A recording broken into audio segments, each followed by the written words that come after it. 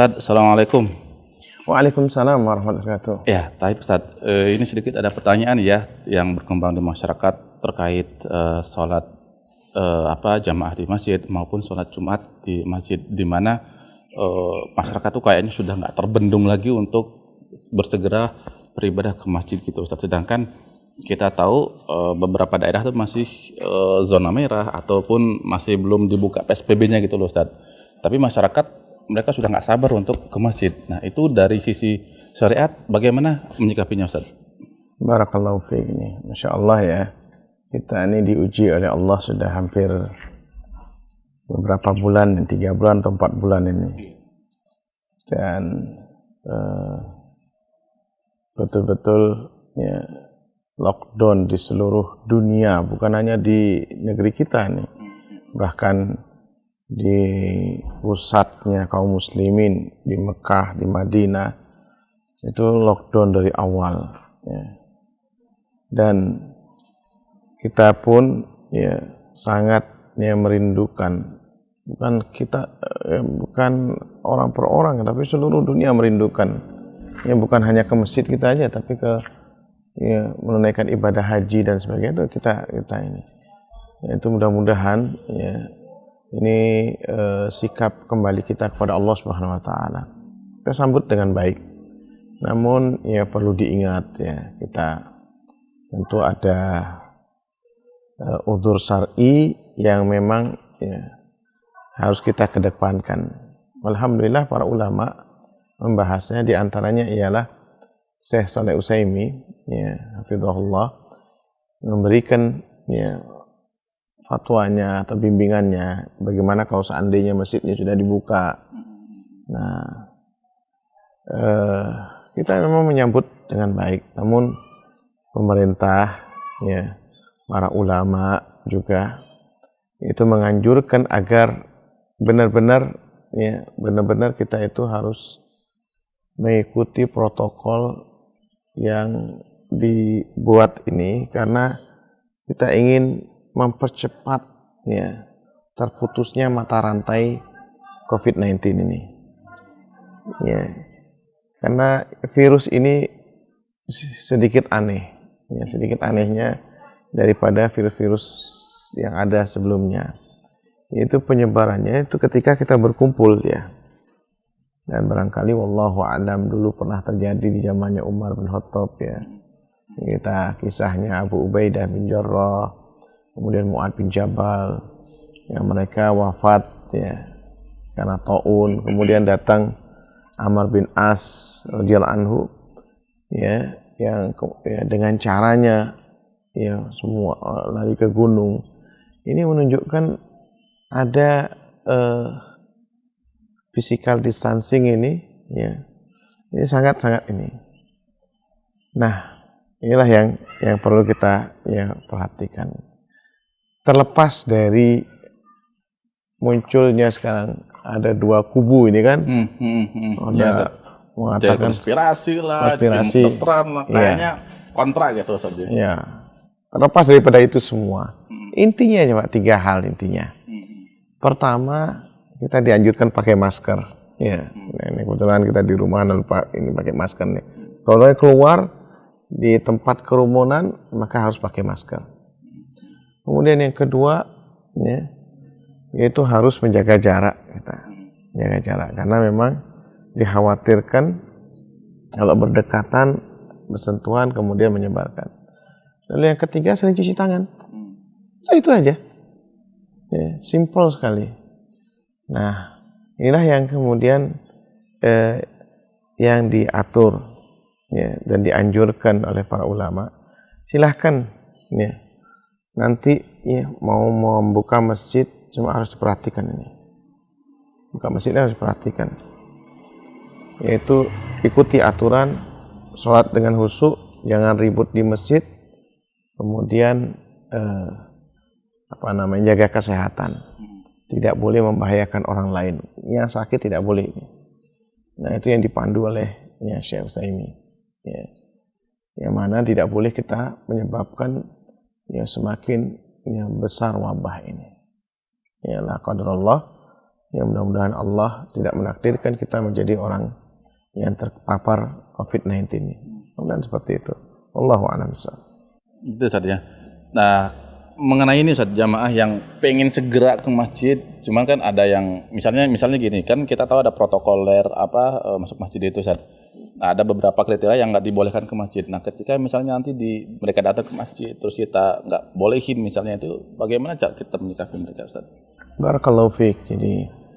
Jadi ini beberapa ulama sebelumnya juga pernah menyampaikan, di antaranya yang anak lihat, yang anak dengar langsung dari WA ini, yaitu Syekh Utsman Khamis ya misalnya, yaitu ada sebagian kelompok ingin ke masjid, ya, sebagian lagi tidak ke masjid.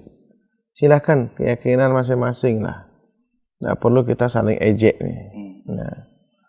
Nah, kemudian sekarang ketika dibuka pun ini nanti akan muncul lagi permasalahan, karena memang setelah kita bahas beberapa hari ini, kita bahas ini yaitu tentang kapasitas masjid yang ada. Kalau dipakai jarak ya kan 1,5 meter ke depan, ke sampingnya kurang lebih 1 meter, ini 1 meter. Itu isinya masjid tuh hanya menampung 40% maksimal. 40% aja Ustaz. Berarti 60% tidak bisa di masjid. Nah, alhamdulillah ya para ulama ya, yang disebutkan dalam panduan yang dibuat oleh ya, Syekh Shalih Utsaimin, ya tidak perlu kecewa orang yang tidak mendapatkan sholat di masjid. Pulang insya Allah mendapatkan pahala yang sama. Pahalanya sebagaimana orang yang sholat berjamaah di masjid. Insya Allah seperti itu. Termasuk Jumat juga Ustaz. Termasuk Jumat juga. Masya Allah. Keringanan jadinya Ustaz. Keringanan. Memang walaupun ya kalau yang sekarang dibahas adalah sholat bergelombang, kayaknya tidak mungkin lah. Iya. Walaupun dikeluarkan fatwa itu, ya karena memang darurat ya. Namun ya malah nanti akan menyebabkan terkumpulnya. Terkumpulnya ketika ngantri di masjid. Akhirnya sama saja tidak ada ini ya. Nah, itu juga yang dikhawatirkan.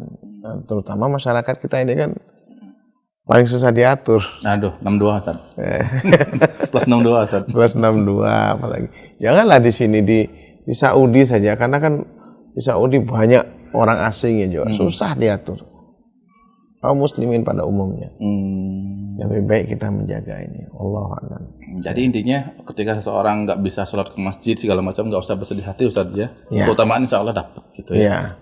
Dan jangan ribut, anak khawatirnya. Apalagi kita di Bali ya. Di Bali ini kan ya, sangat sensitif. Ya.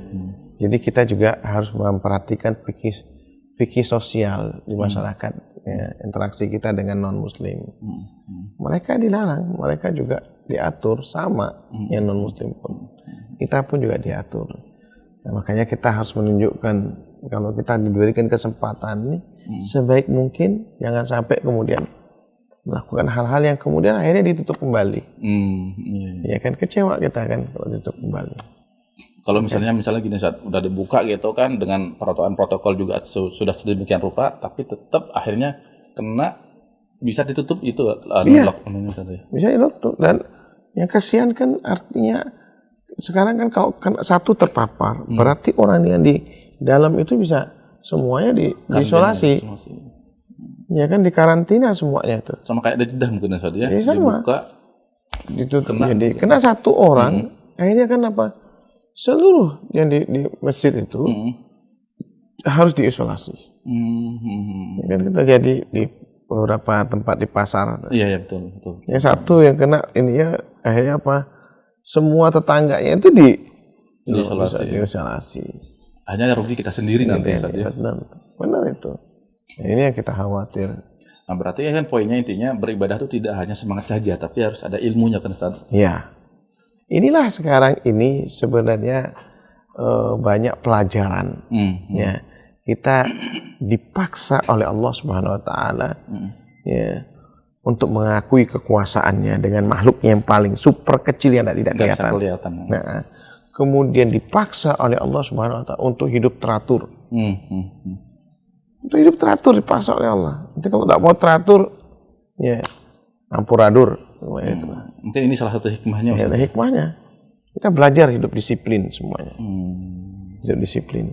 Jangan ya sok-sokan mau sombong-sombongan. Ya, kan kita sudah lihat, kita dengar ada umat lain yang seperti itu. Akhirnya apa? Ya pimpinan jamaahnya dengan jamaahnya semuanya kena. Iya, betul. Ya kita kan tidak ingin seperti itu. Alhamdulillah umat Islam ini lebih taat ketika diberikan panduan, sehingga mereka ya walaupun ada ada masjid, tapi mereka mengikuti untuk sholat di rumah. Insya Allah pahalanya ya, sama ya. Sama insya Allah. Masya Allah, Masya Allah. Syukur Ustaz penjelasannya. Mudah-mudahan dengan penjelasan antum ini masyarakat menjadi sadar gitu loh. Bukan sadar ya, masyarakat bisa menerima bahwa pahala itu nggak cuma harus ke masjid aja di saat seperti ini. Insya Allah seperti itu, insya Allah. Baik Ustaz, barakallahu fiik Ustaz. Syukran. Assalamualaikum. Waalaikumsalam warahmatullahi wabarakatuh.